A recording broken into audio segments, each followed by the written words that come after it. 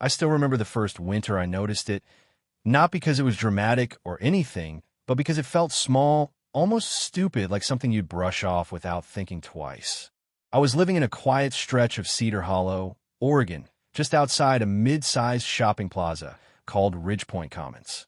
Nothing fancy, just a grocery store, a couple of chain restaurants, a hardware store that always smelled like sawdust and coffee.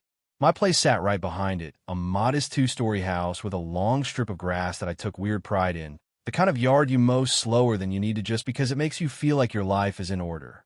That first winter, I came out one morning with my coffee, still half asleep, and saw this uneven ridge of snow piled right along the back edge of my lawn.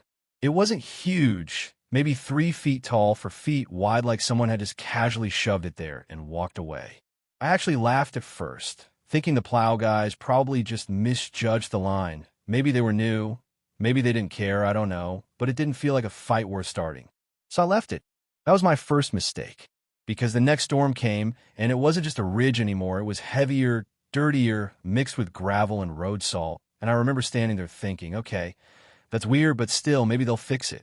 They didn't. The third storm, I started noticing trash in it. Plastic wrappers, cigarette butts, even a crushed paper cup frozen halfway into the snow like it had been buried alive. And I swear, that's when it stopped feeling like weather and started feeling like something else entirely, like someone was treating my property as a disposal zone, and I was just supposed to accept it. I tried telling myself not to make it personal, but it's hard not to when it's literally your yard being slowly erased every time it snows. By mid-January, my clean strip of grass wasn't grass anymore. It was a dead-looking frozen wall, and the smell alone when it thawed slightly in the sun was this weird mix of salt and rot that made me stop opening my back door in the mornings. I called Ridgepoint Commons Management the first time on a Tuesday. I remember because I was still in work clothes, standing in my kitchen, holding the phone with my elbow while pouring cereal like it was just another errand. The receptionist passed me to another desk, then another, until finally I got a guy named Dennis. He sounded tired before I even finished explaining.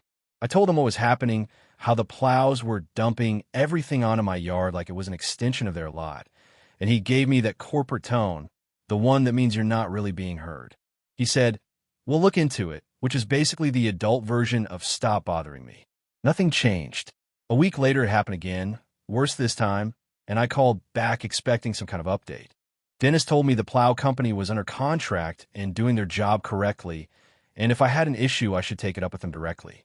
I remember staring at my phone after that call thinking, so nobody is actually responsible for anything. Got it. Still, I called the plow company. They picked up fast, almost too fast, like they were used to complaints. I explained everything calmly, tried to be reasonable, and the guy on the other end interrupted me halfway through and said, "We follow the property lines as provided." I told him he was not following anything close to a property line because I live there and I could see where my yard ends. That's when he said it, flat and bored like it meant nothing. Prove it. And I swear something shifted in me right there. Not anger exactly. More like this quiet realization that if I didn't do something measurable, something official, this would just keep happening forever. So I spent $800 I didn't really want to spend on a professional land survey. The guy came out on a cold morning with equipment that looked way too serious for what I thought was just a misunderstanding. He walked the line, marked it, measured again, checked old stakes buried in the ground, and I mostly stood there thinking this is ridiculous. I'm paying this much just to confirm what should already be obvious. But then he showed me the map, and everything changed. My backyard didn't end where I thought it ended. It ended 6 feet earlier, and that 6 feet wasn't empty. It wasn't grass. It wasn't a buffer zone. It was part of Ridgepoint Commons. Not a corner. Not a mistake. The entire back edge of their parking lot, including a row of parking spaces, a loading zone, and even part of their dumpster area, was sitting on what legally belonged to me. 15 years. That's what the surveyor said when he checked the records. 15 years of overlap that nobody had ever corrected, ignored by previous ownership, baked into routine, invisible because nobody bothered to question it. I just stood there looking at that paper like it was rewriting the ground under my feet. That night, I didn't sleep much. I kept thinking about how something so big could exist without anyone ever calling it out, and how long I've been quietly absorbing consequences I didn't even know were mine to absorb.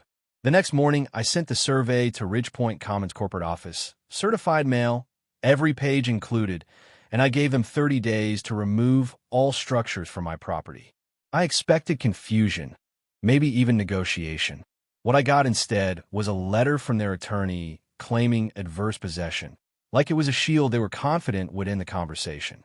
Their argument was simple, almost arrogant. They had used the land openly for more than a decade, so it was theirs now. I brought it to a lawyer in Portland, a guy who didn't talk much, just read, nodded, and then said, "Yeah, this is going to get interesting."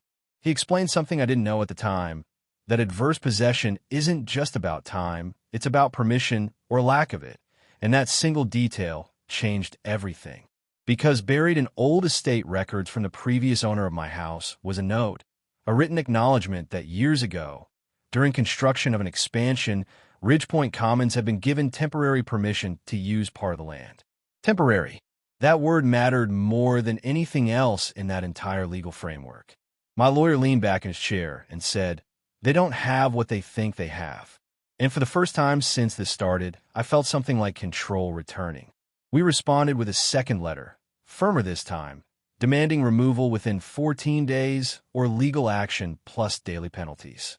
That's when things shifted from passive to personal. They tried to buy the strip first, like it was just another transaction. The offer was low enough to be insulting, like they were testing if I was desperate. I wasn't.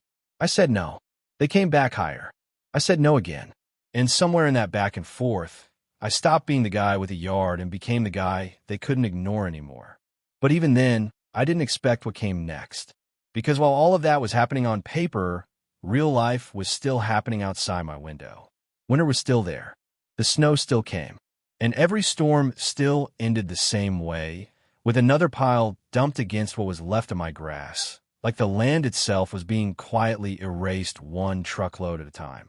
I remember standing in my kitchen window one evening, watching the plow lights move back and forth behind the plaza, thinking how strange it was that something so routine for them was slowly turning into the center of my life. I wasn't angry all the time, not yet anyway, but I was definitely done pretending it didn't matter. And that's where things really started to change, because I stopped waiting for them to fix it and started preparing to make sure they couldn't ignore it anymore.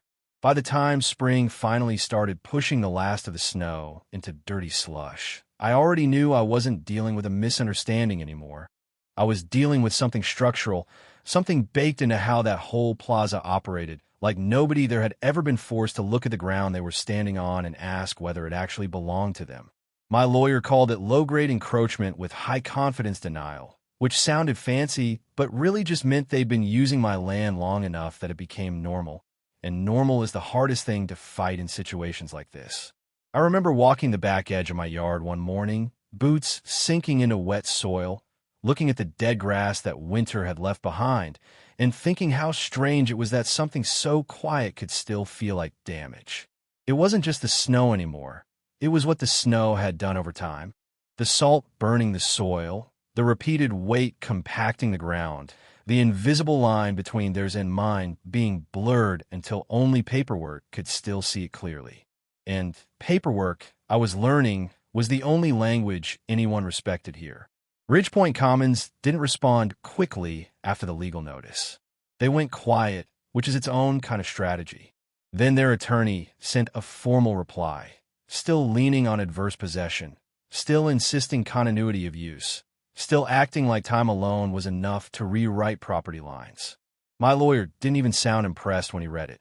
He just tapped the paper and said, "They're hoping you don't have anything older than their routine." But we did.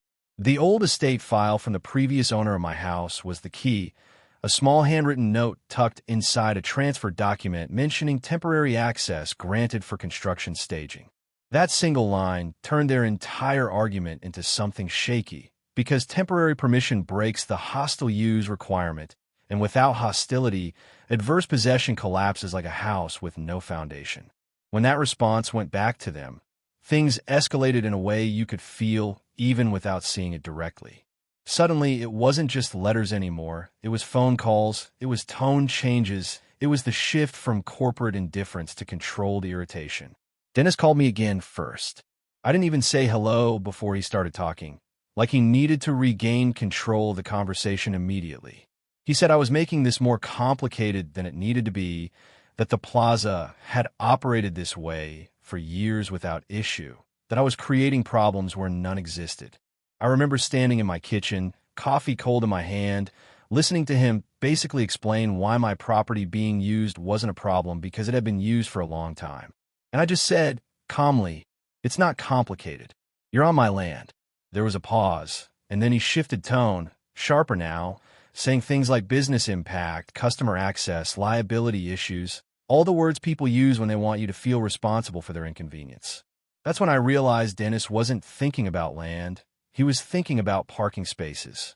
Two completely different worlds. After that call, things didn't improve, they hardened. I came home one afternoon and saw a survey stake I had placed near the boundary had been pulled up and tossed aside into the grass. Not destroyed, not broken, just moved like someone was testing how I would react. That small act did more than any legal letter could. It stopped being abstract after that. So I stopped waiting. I hired a fence contractor, not to mark the boundary, but to physically enforce it.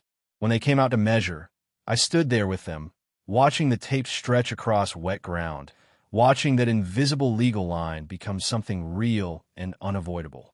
The fence went up in sections over 2 days, chain link, simple, nothing decorative about it, just a hard visual statement that said this far and no further. I didn't notify Ridgepoint Commons in advance. I didn't need to. The moment the last post went in, the impact was immediate. From my kitchen window, I could see it clearly. Half their rear access now cut off, a row of parking spaces is suddenly unusable, dumpsters sitting awkwardly against a barrier that hadn't existed the day before. It wasn't aggressive, it was just accurate. And accuracy, in this situation, was disruptive enough. Dennis called within an hour. I let it ring twice before picking up. He didn't even try to hide his frustration this time. He said, "You can't just put a fence there." I looked out the window at it and said, "I already did." He went into a speech about safety codes, access requirements, emergency routes, all the things that suddenly mattered now that inconvenience had shifted sides. I let him talk for a while, then I said something I didn't plan. It just came out naturally. "You've been using my property like it didn't exist for 15 years. Now it does." He didn't respond right away, just breathing on the line. Then he said something about escalating it internally and hung up. For a couple days after that, nothing happened, which in their world usually means they're reorganizing. Then a new voice entered the picture. Her name was Angela. She introduced herself like someone used to resolving things rather than arguing them. No attitude, no blame, just calm acknowledgement that there was a legitimate issue that needed a solution. She said they wanted to make things right, which I found interesting because nobody had said that phrase before. She offered first to restore my yard completely, remove all damage from the winter dumping, regrade the soil, reseed everything. Then she offered $15,000 for a formal easement agreement so they could continue limited use of the strip. I told her no, not aggressively, just clearly. She paused, recalculated, came back with $30,000. Still no. There was another silence, longer this time, and I could almost hear the shift in strategy happening on the other end of the line, like someone realizing this wasn't going to be solved by small increments. A week later, they stopped talking about fixing the yard and started talking about ownership boundaries, access continuity, long-term solutions. The language got cleaner, more legal, less emotional. That's when I knew they were serious now. Not angry anymore, serious. Meanwhile, spring fully arrived, and with it came the real damage finally visible in daylight.